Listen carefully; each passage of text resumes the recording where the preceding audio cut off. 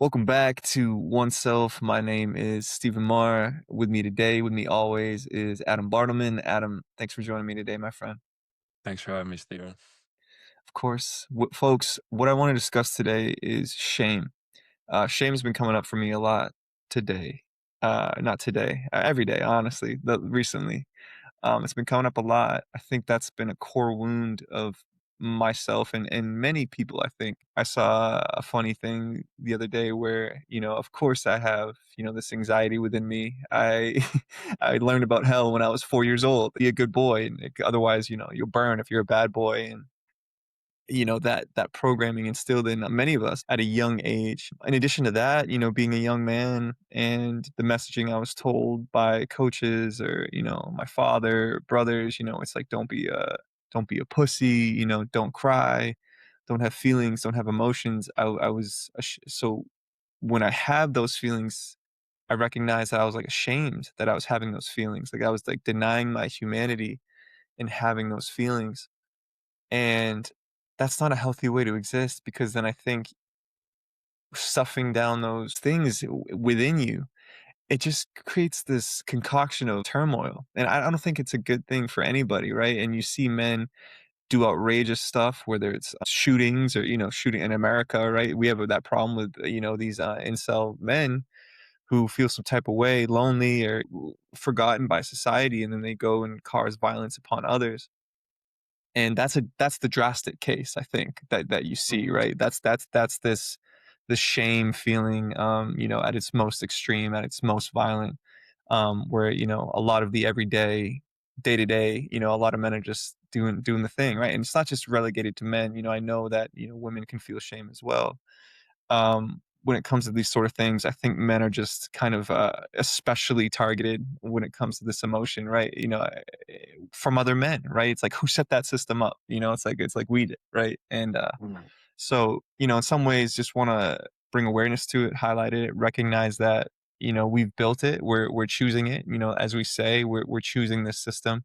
If we're operating within it and continuing to participate in it, and how that's not necessarily a good thing for us, y'all. And again, it's not. There's no judgment when I'm saying this thing. I'm bringing this up because, as we often say, bringing it up because I see it within myself, and I feel it within myself. And this is something that I'm still battling to this day. Like I said, these feelings have come up in the past couple weeks, and really just I'm recognizing that this is a core wound within myself. And so I want to talk about it. I want to talk about it. And then also kind of the inverse of that too, Adam, before I turn things over to you. What's the inverse of that shame? Is it joy? It joyous, to live joyfully, right? And to not live in that fear and that shame. To break out of that mindset and to honestly just own own the good things. And not that every day is going to be perfect, right? I know life gets in the way, and everyone has trials and that sort of thing. I know it's like to be happy, and to be ecstatic every day is just unrealistic. That's just not life. But to have balance with it though, right? Not to just always be in shame, to have that joyfulness too, and really cultivate that within myself. Love, right? Obviously love, again, we always go back to self-love. And you want to change your world, start with yourself. And start with your family, start with your community, get localized before you try to take on the whole world. So yeah, brother, those are my opening thoughts, and that's been on my top of mind for me lately. And so, yeah, I'd love to get your take. If any of that resonates with you, and just your perspective on shame, and joy as well.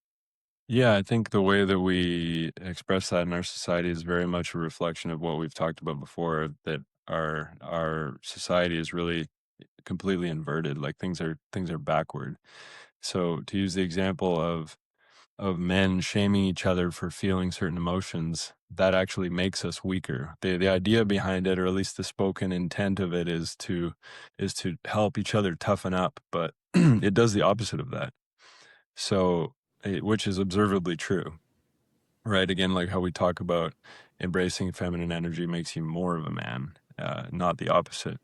So, yeah, always looking at things through the lens of the remembrance of the fact that this is a very backward world. And, in our favorite quote, or one of our favorite quotes, it's no measure of health to be well adjusted to a profoundly sick society. So, um, yeah, it's deep and it's everywhere once we start to notice it. But I want to ask you what the experience was like of learning about something like the concept of hell as understood or described in the Catholic Church, and like getting that programming, that imprinting at, so you're saying about 4 years old, you figure that's when you first learned about it, which is, I mean, at first glance, I would say that's way too young to be trying to explain something like that to a person, and in doing so, that almost seems like it's by design to create confusion and fear and like a trauma, which is really just the breaking of a model in someone's mind that creates a new thought pattern that maybe comes along with an identity, which in this case would be shameful, the embodiment of shame.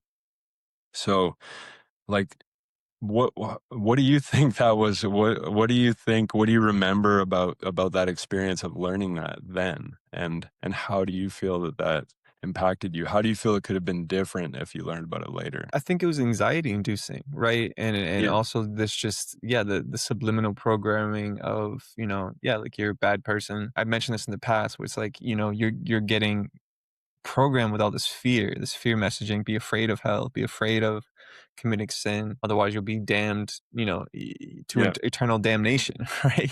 yeah. Burning in hell for eternity, right? Which I'm And sounds awful. the concept of eternity, even for a little mind to grasp, is like that's scary in and of itself, given the context in which it's being shared. Right, right, and then the mind fuck of, "But God is love," and Yeah, and yeah, I've mentioned that, that paradox, how, like, that didn't make sense, and to my teenage years, like, I was kind of over it at that point, but that didn't yeah, mean it didn't leave scars, right? Like, the scar of yeah, shame, and I yeah. didn't realize this till now, where or, until recently, I'd say, where it's just like, oh man, that's like still very much a part of me. You're Yeah, peeling back the onion, the layers of within yeah, myself, and I'm like, oh, okay, like there's this shame wound is still very much here. And yes, but then like, what's the inception of that? And I point back to that, right? And not my parents' fault. Like they were, that's what they had shoved down their throat when they were kids, and went mhm, to Catholic schools, or my dad was choked out by a priest. My mom was pushed down a flight of stairs by nuns. I'm like, that's the yeah, love that you're yeah, receiving, yeah, and when they went to those schools, right? That was a love that they were receiving in the 60s and 70s from those people, right? mhm, Just be terrified of them. Those people felt like they had to rule children with an iron fist. And not that discipline and, boundaries aren't like a good thing, but there was definitely not a balance within those yeah, institutions at that time. That might still hold true today. yeah, I don't think it's that bizarre with everyone with phones and everything. I think that stuff would kind of come to light. But back in the 70s and 80s, man, like it was gnarly. The stories I've heard from my parents and aunts and uncles and like what they were doing. And and so, when they pass that down to me, they bringing me to, that place, the church, mhm, as a child. And I kind of shed it when I'm a 16-year-old. Yes, I get confirmed, but then I'm kind of like leaving it. It's just like, okay, like the shame wound was still there though for that entire yeah, time. yeah, And I would say that's the scar that it left. I would say it's just like, yes, you learn about that thing and like you're like, oh, okay, like that's scary. But then I'm like, all right, like this is kind of like none of this shit makes sense. But then the shame still remains. And I think yeah, that's what I've been trying to wrestle with recently. It's just, okay, like this is really deeply a part of me, right? And like how yeah, to pour love into that. I know you didn't have that growing up, like, right, you weren't raised in the church like I was, but you still felt like you got the shame from, father figure, your father, or yeah, like uncles, or like the men in your family, or even the women, right? um, We say yep, too, like, yeah, yeah, specifically my dad. It was like I just, I wasn't doing things properly, and it was like even as a really little kid, it was just like on me constantly to the point that it was like making me feel really worthless and really, really afraid that I was, not wanted in the family kind of thing. Um, so yeah, I mean, I think it's a cool thing to talk about. I think it's a good thing because we're all, men and women, we're all dealing with this. Obviously, Stephen and I are men, so we're talking about from the male perspective and everything. But it applies to everyone. And I think it's interesting to use your example there with the the programming around the idea of hell and how that's used as it's almost like the ultimate shame. It's like if you're really not good enough, like even God, who is love, hates you enough to put you in eternal suffering, eternal damnation, right? Yeah. And it's like, wow, that's a really that I can imagine would be like a really deep shame wound. And and it's a good thing to explore because it's like you can get to that point as a teenager where you start like you can reason and you can go, well, that doesn't make sense. Like, you start to think about it for yourself, like, okay, I don't really believe in this, but that's just on the mental level, right? Like you still have some other layers to deal with. And as you said, like peeling back the onion, recognizing that it's still there, is part of the journey and part of the work for releasing it. And so it's like realizing that imprint was left on your nervous system, most likely at an early age. And that's why, even though you can intellectually understand that it doesn't make any sense, that pain is still there, and which therefore drives connects to some of those thoughts when those thoughts float by, which then create the emotion. Like the feeling and the thought combined makes the emotion, which then pulls us back into that loop. And it takes going into, connect with that part that's holding that belief to really release it. And like, is that making sense? Yeah. Yeah. Yeah. Yeah, absolutely. So, and yeah, just like, I mean, because I've worked with myself a lot with this recently as well. It's like recognizing first and foremost that those thoughts, those feelings are not you. And that's where it takes the vigilance in the moment. And this is where like, I would always think about what are the actionable steps when I'm learning something. It's like, okay, cool, like great, far out spiritual concept, that's really cool, but like what do I do now today? Because like I'm keen to get things improving. So it's like when those feelings and thoughts are coming up, first of all, creating that separation, going a little, we talk about separation a lot, but like creating a little more separation in order to ultimately bring something back into wholeness. So creating a separation, recognizing that it's not you, and then that's when you can start to sit back in that space of the observer and recognize that it never was you.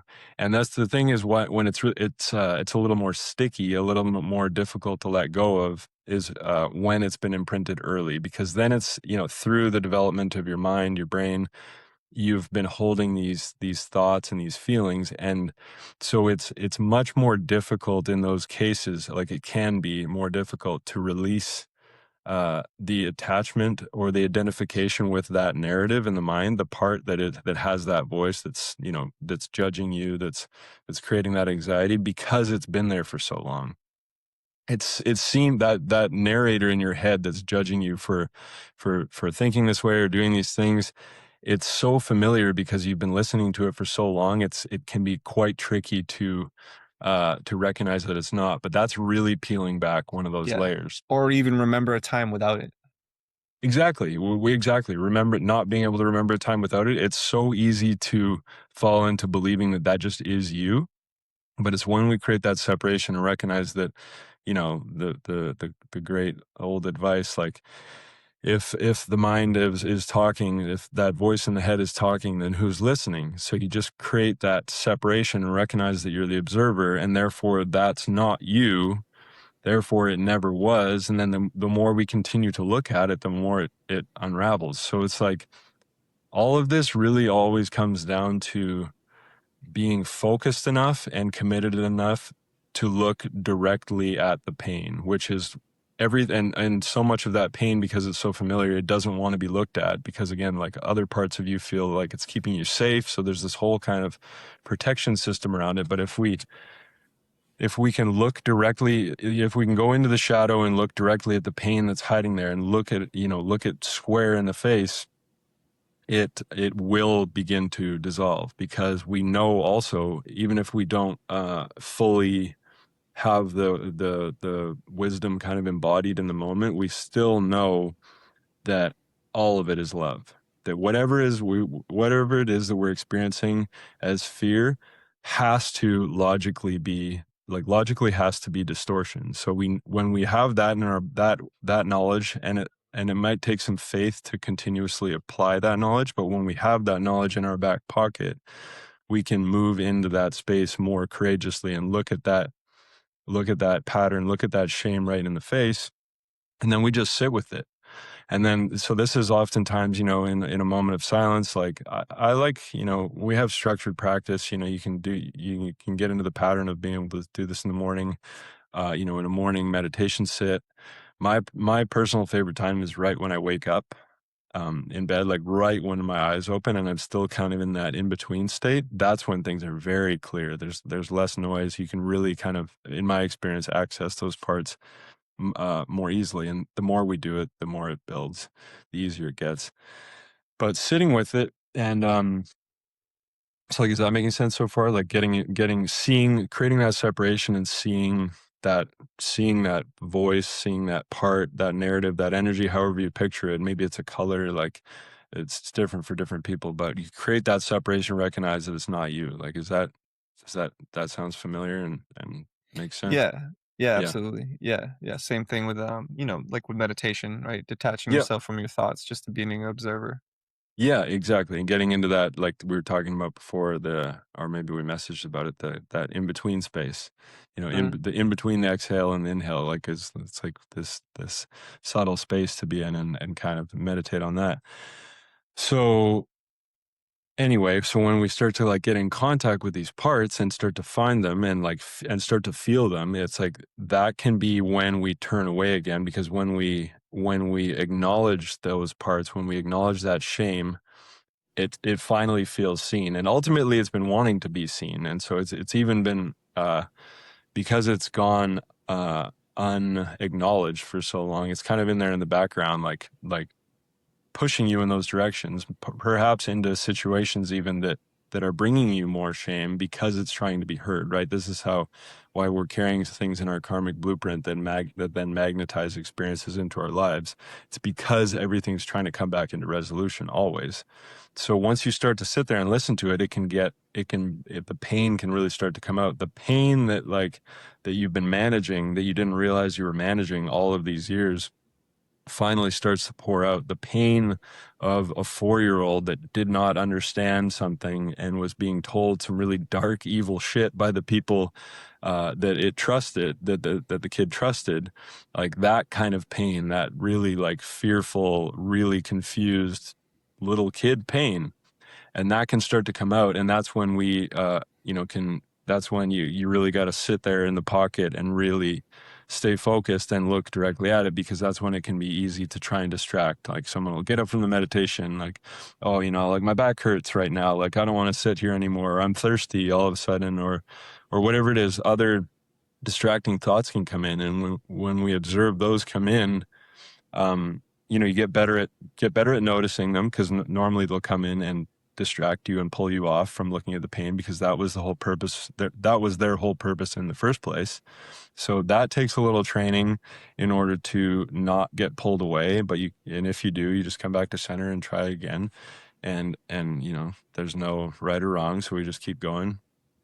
There's no like finish line we're trying to get to. It's like, it's all perfect, but it's just the practice that we're doing because it's the thing to do. So you come back and you look directly at it until the point when it starts bringing up like greater physical sensations. And this is when sometimes people have like big somatic releases, whether they have to go throw up, or they start shaking, or they start sweating, or whatever it is, or they start moaning and yelling and whatever. Like there's so many different expressions, but that's when we start to feel those things come up. um is in my experience and in my opinion, when it really gets like really beautiful and really juicy, because you just sit there and just surrender further. So it's like, for me, it was always like tight shoulders. I was always like walking around with my shoulders like tight, and I'd be like, I would just notice, and be, oh man, okay, relax my shoulders. 2 minutes later, I catch myself shoulders up like tight again.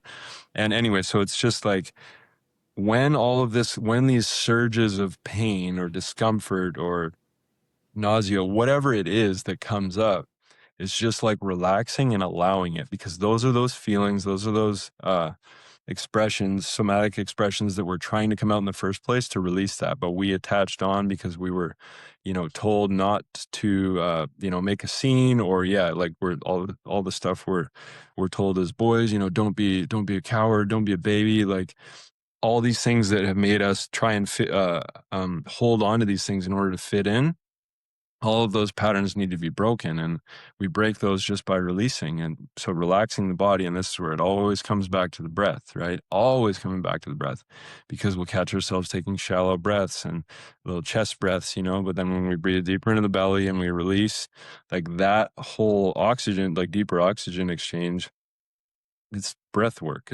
All breath is breath work, really. Like we're going deeper, and we're releasing that sort of melding of the memory plus the somatic, um, uh, like fine tuning with like a tuning with it, aligning everything is then how we can get like a really big release as that energy is released. And like usually in the somatic way, sometimes the clarity comes with the mind remembering where the original trauma came from. It doesn't have to, but we can just get that sort of mental release by seeing like this truly was never my story, this never was my narrative, and then we can release it and we can replace it with a more positive. Usually it's good to do that in the moment, replace it with a more positive narrative, a more positive idea to replace that negative one that was just released. And in so doing, we also release the next layer, which is the layer of identity, which is like carrying that identity that I am a bad or shameful boy, and then, man. And it flips like that. And often there are many layers for like each part, and then there are different parts. There are different traumas and different identities. I'm like, I'm not good enough. I'm weak. I'm whatever. All these things that we've been carrying, and they each take time to sit with and release. But every time it happens, it gets lighter. The nervous system calms down. We move into this space of like recognizing how it's mirrored in our immediate environment, like really fast, because ultimately all of a sudden we're not getting triggered by the same things that triggered us yesterday, just a general sense of well-being. And it really, you really start to see that pay off super quickly. So that's how I would like kind of, that's a really general, as there's a lot more like really fine tuning kind of specific things, but to really generally speak about it, and in a bit of a long and rambling way, as I sometimes do, that's how we get into that stuff that's been there since like a really young age, because it doesn't really make sense to the mind. That's why like someone goes to talk therapy, and you can talk about this shit for months and years and not get anywhere. And if it's just from that, talking about it. If you're just staying in the mental plane, like you're just gonna be dealing with it there. But there's more to it, right? There's the somatic level, there's the identity level, which is like self-concept. Yeah, your individuated form. It's really getting into the spirit and recognizing the deeper truth, which is, we're none of these identities. So um yeah, man, that's why I think that kind of approach for me personally has been really effective. Yeah, yeah. Just, yes, synopsis, I think, is processing the emotions that, trauma has never allowed us to process, right? Like, giving yourself the space and the grace to do that, right? And the love to do that, right? That because they get you young in all sorts Yeah. of ways with this sort of stuff. I don't remember what it was like before it was there, and I was also, like, Yeah. young, and I was also young, so it's like I'm trying to discover a part of myself that I've never felt before, right? Yeah. And that's really easier said than done, And but it's it's kind of also it's kind of scary yeah, absolutely. because it's Definitely scary. unknown.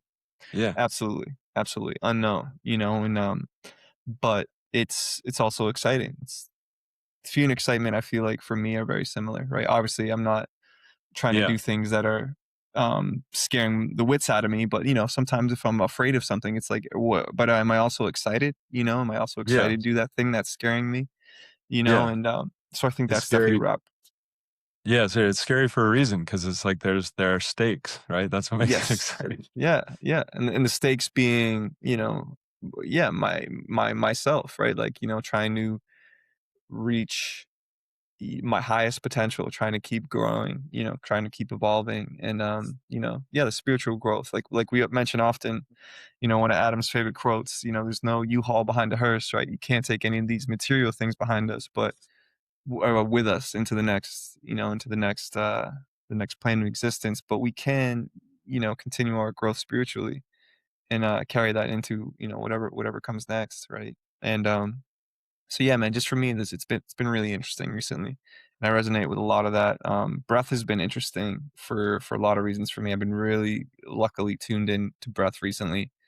Number one was singing, Yeah, yoga, yeah, a lot of stuff, running. When I'm going for a run, it's like I've been really heavy on breath, and it's so funny that, yeah, when it comes to just processing dormant or, stored emotions or stored traumas, it's like, yeah, it can, to allow yourself that ability to process it is really cool. It's really cool. And yeah, to that, yeah, chill out the nervous system through the breath, and, all those sort of things where it's like, oh, like 10 deep breaths just to like chill yourself out or regulate, or whether it's, right. anger or shame or fear, any of those things that are like, making your nervous system freak out, and just to remember that you're okay, right? Like you are Yeah, okay, and it's going to be okay.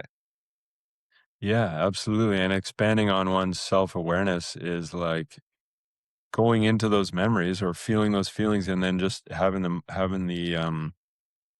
presence of mind to step back just a little bit into the space of the observer and just examine your body and see, okay, when I think about this memory, how is my breath? Right? Like a lot of the time, thinking about something as a child, like the bad that happened when I was a kid, it's like shallow breath, right? It's like, oh, interesting, because the you're going back into that nervous system state. You're going back into that exact state that you were in as a kid. You basically are going back into that experience because the nervous system doesn't know that it's 30 years later. It's like it's the same time. So you're really re-experiencing that. And that's why when people have unprocessed trauma, they can be in traffic, or, like waiting in line for something, and somebody says something, or gestures to them in a disrespectful way, what they perceive to be anyway, and they can go right back into a full, like, trauma response, nervous system activation, because they're not, a grown adult in that moment. In that moment, they're, a little 5-year-old that's truly terrified. And that's why we can have people who are moving through life in such a reactive way, and, like you mentioned at the start, in a violent way. It's people are truly terrified, and they're not looking through the eyes of reasonable, intelligent adults. They're looking through the eyes of terrified children. So, it's and I think that as with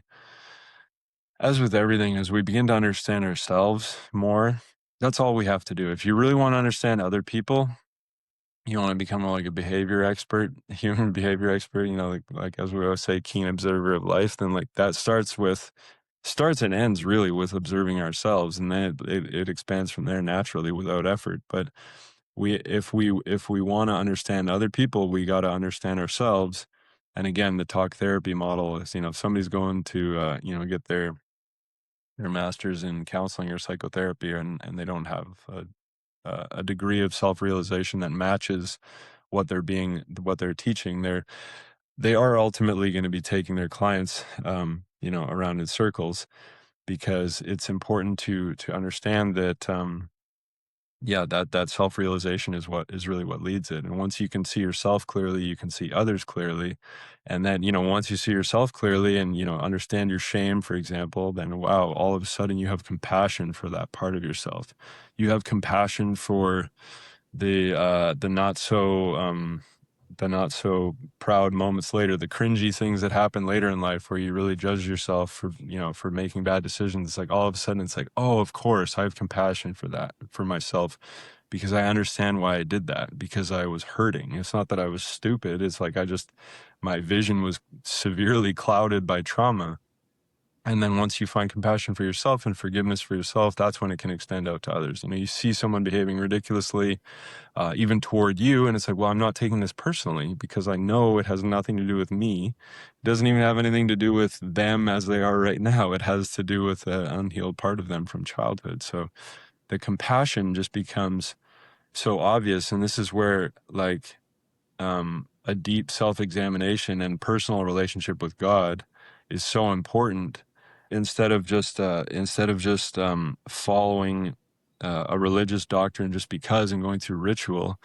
It doesn't work, because if somebody's just telling you, like, you should forgive, right? Like Christianity, like forgiveness, like Jesus is all about forgiveness, like you should forgive, and someone has no understanding of why they should forgive. It's like, okay, like I understand that it's morally good based on what our society says, but like it doesn't really mean anything until you go into the depth of your own experience and connection with oneself, and can understand, like, forgiveness and compassion is just the most obvious outgrowth of clarity. Like when you look and see the truth, it's just that is the truth. That forgiveness is automatic, and forgiveness of oneself and others is automatic when we see clearly enough. And this is why we start, through self-examination, we come into relationship with God, because when we see that there's a reason and a cause for everything, it's like, well, yeah, God really is love. Even when we look at the most disgusting, horrible acts and experiences on this earth, it's like it starts to all make sense because of understanding compassion and forgiveness as connected to cause and effect of karma. But yeah, I'm rambling a bit again. But does that make sense? Is that connected? Like, is that too vague? I mentioned joy at the beginning of this, and I think Yeah, a lot of institutions, cultures, things are set up for us to be rooted in fear, right? And so, when we cultivate the self love within us, right? The love with God as well, right? Like it's like I mentioned that before. It's like I don't think you need a middleman, a yeah, priest to God, right? To a relationship with, again, universe, creator, God, whatever you want to call it. But it's like you don't need a middleman to that. And when you're rooted in more in love and trying to get away from the fear, again, y'all, easier said than done, right? It's like I'm not I'm on my own path as well. Everyone is.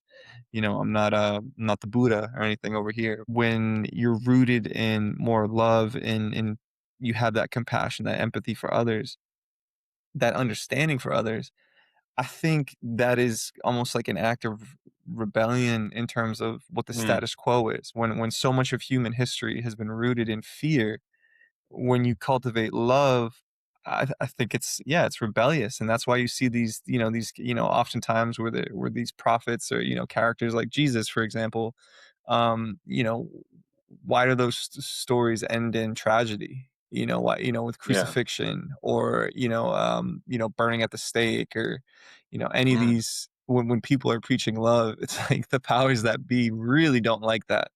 Martin Luther King, right? That man wasn't perfect. Adultery or whatever he was engaging in, but he was preaching a message of unity and love, right? Taken out, yeah, and yeah. So it's like we see that we see that pattern within history of but like love is rebellious, and self-love I yeah, think is rebellious, which is a really cool thought, I think to have, and it's just a really cool notion to hold, where to act in a loving way is defiant, right? It's in defiance of the systems that we've operated in for millennia, for centuries, of this, these fear-based systems. And I think that's pretty cool. I don't know if you have any thoughts on that as well, bro. yeah. No, that is cool. I think it was Albert Camus, the French author, who said something along the lines of, become so free that your very existence is an act of rebellion. And it's like, within the context of, like, we, such a such a boxed in and yeah, such a square world, right? It's like, and what does that mean, right? It's like, become becoming free, I think, as we usually talk about, is like becoming free of fear, recognizing truth. And recognizing that all the prisons are truly, ultimately prisons of the mind. And when we become, yeah, so if we focus on love and we release fear, we become free, because those that's how the control has been applied on this planet, through the fear, the false energy appearing real. So yeah, man, it's cool because it's empowering, you know? It's, again, like, what are those actionable steps, you know? Like, used to say to guys like, "Hey, don't throw the recyclables in the garbage," and it's like, "Well, I'm just one guy." It's like, "What difference does it make?" It's like, a big difference. And, you know, like, you sitting in your living room at home, not talking to anybody, you can make a huge difference to the world just through your state of being, you know? We talk about all the, you know, the spiritual, new age stuff, like, yeah, your vibration, dude, like, your changing your vibration affects the whole world. And it's like, yeah, it does. I mean, that wisdom isn't necessarily always spoken with a deep level of understanding, but it doesn't change the fact that it's true. Um, so it's like, yeah, when we work on ourselves, which is the first things to do, like you said earlier in the episode, that's, we change ourselves, then that light that shines within us becomes a beacon unto those closest to us. So we, by default or through osmosis, we change our families, and then our friends, our communities, and it's like everyone wants to get excited and, yeah, and, be world famous and be up on a stage trying to change the world. But it starts, as with everything, grassroots. It starts small, because that's how it has those strong roots, has that strong foundation. So it's yeah, the more we look, the better it gets in my experience, because I used to get caught up in wanting to rush everything, including the personal growth, and yeah, we realize, becoming free really ultimately means also becoming free of that part of us which is saying, you're not there yet. You got to be better. You got to be more healed. You got to be a better public speaker in my case, um you gotta be better at all of this. You're not good enough, and it's like it's releasing that too. Because, again, those things that have been there, like you said, since before we can remember, those are tough to recognize. It's like, oh man, and it's like a little bit of an ego check too. Well, ultimately, because it is a facet of ego, um, literally so. But uh, recognizing it's a bit of an ego check is like, damn, I've been believing this narrator in my head this whole time, and like, man, that's rough. But it's so peaceful on the other side to let it go, and to recognize that, yeah, sometimes getting over to that other side, as we said, comes with a bit of fear, in and of itself, because it's the unknown. But it's okay to start with just a toe over the line. It's okay. It's okay to just peek, and just, peek over that fence, and then, a quick foray, and then come back. We don't have to stay. If it's whatever is feeling most safe and balanced for our nervous systems. There's no, it's not a sprint. It's definitely a marathon. So we can always be gentle with ourselves, and take our time, and give ourselves space, and, yeah, approach freedom approach freedom, at our own pace. Yeah, but we're taught these things as children, like, Sesame Street or Mr. Rogers, or, I know Yeah. there's what, Miss Rachel, I think she's like a more current version of that, right, Mhm.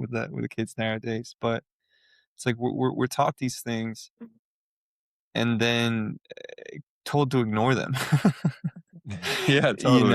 It's Yeah, kind of a trip, because it's, when a child asks a good question of like, well, why can't we change things, of like, if yeah, why can't we be more loving to our neighbor, and it's just, oh, it's just the way it is, it's just the way it is. And yeah, it's like, but it doesn't totally. have to be, and so we're taught these things, and we recognize that that's not in alignment with how the world is, right? Be kind, love one Yeah, another, like all that stuff that we're taught as children. And then we grow up, and then, the yeah, world's different, and, ignore that voice, that reasonable voice in your head that's telling you this isn't right. And, and then you get chained down by, debt or any of the other things that, force you to keep your head down or ignore your conscience. yeah, And that's unfortunate, but It doesn't have to be that way, like we're saying. Yeah, and it's like, that the discrepancy, right, is like, for example, the Christian model, go to church, hear all the nice things, and then everyone turns around and leaves and goes and, stepping on each other's necks in the business world, cutting each other off in traffic, not sharing with their neighbors, and it's what Yogananda called not true Christianity, but churchianity, where people are just going through the motions to feel better about themselves, while not actually embodying the teachings of Christ. And it's like, it's it's fascinating. It's like the topsy-turvy world that we're talking about. Like, everything's basically a direct inversion. We're told one thing, it's like, and then we do another. It's like that, like the parent who says, do as I say, but not as I do, or they live that way, right? It's like the children grow up seeing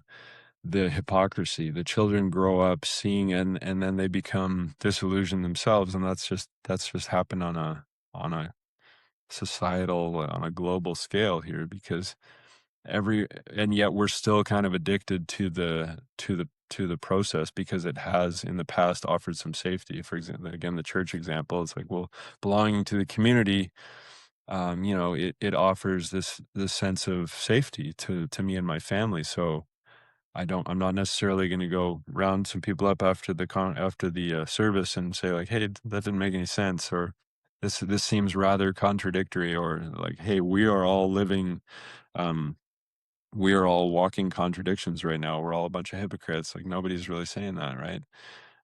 Or maybe they are now. That's I think we are shifting a lot more now, and I choose to see more of that. So, but in the past, that seems to have been the pattern. It's like, um, again, yeah, just doesn't make any sense, and yet we keep doing it. It's like, well, we've always done it this way, that kind of thing. Yeah. It doesn't have to be, dude. It doesn't have to be. But yeah, it takes courage, it takes accountability, it takes a lot of things, right? This is no easy Integrity. integrity. Yeah. Yeah. None of these things are easy, right? None of them. They're all easy in concept, hard in practice, right? It's just that's the lesson I keep learning over and over again, right? Very, Yeah, but that it's nice, right? The concept is simple, the answers are simple, the work is hard, which yeah. that just seems very fitting. Anything worth having isn't easy. Yeah, but I think it becomes more easy when, again, when we just sit with it and we look directly at it, because when the more we look directly at something, the more the illusion unravels itself, and we see that, like, the fear. So take that example, like, oh, I'm gonna, maybe I won't be welcome back to the congregation. Everybody's gonna not gonna like me. It's like, okay, so, like, work through that fear, and speak up, for example, just to use this little example, and speak up, and see what happens, like, and sort of meditate on it first of all, like, what's the worst that could happen, what's the best that could happen. Worst that could happen, like, I get kicked out. Best, people listen to me and make some changes. So it's like, okay, once you dissolve of the fear for the worst, end of the polarity, it's like, okay, yeah, so what would be the worst thing? Like, I'd have to go join another church, or, worship in my own way. Like, that's not the end of the world. If I go through with that, I'm then gonna see that the level of peace and freedom that I feel in my own heart, because of aligning with, because of becoming more integrous, practicing the integrity, that will be much more worth it than the supposed safety and familiarity of the community that's offered through a church of misaligned people.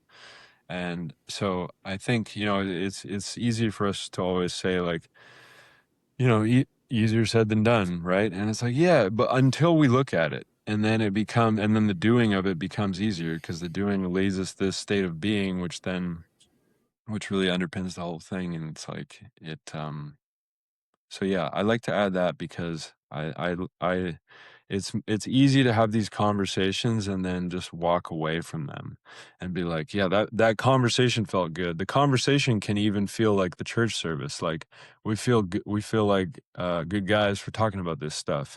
But but then we don't take what we've discussed and learned and apply it in our day, and then we just, again, there's another experience, micro macro of chasing our tails, right? So I like to I like to bring that up, even just, to hold myself accountable, right? Because it's like, to not just get that little dopamine hit or serotonin hit from having a nice conversation, because like I've done that so many times in my life, and then just fall back into the unconscious programming where the feelings that are sponsored by the traumas are really just running the day. Most people moving through all their addictions throughout the day unconsciously. The whole like NPC kind of explanation. It's like we all have that. We are one of these like large language models in these individuated forms, right? So when we're in that programmed state, so yeah, man, maintaining that awareness to bring it through the day, it's like it's easier said than done until we look closely at it, and then it's like the doing of it's easy too. Yeah. Folks, if you like what you heard on episode 47 of Oneself, please do any of the things that are free that help us out, like comment, subscribe, engage with us, share with a friend. We really appreciate it. Leave a review. That really helps us out a lot. But yeah, any closing thoughts for episode 47, my friend? Oh, no, really, man, not today. Feels All good. right, good. We'll catch you next week, folks. And then in the meantime, have a good one. Have a good one.